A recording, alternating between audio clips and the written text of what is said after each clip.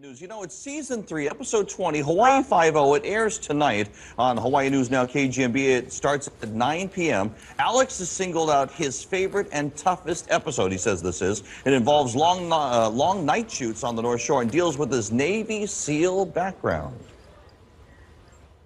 I just finished a huge episode. Did a big legacy episode for McGarrett for the show, and lots of flashbacks to Navy SEAL training and lots of physical stuff. And we're looking forward to that. Once again, catch that. That is tonight on Hawaii News Now KGMB.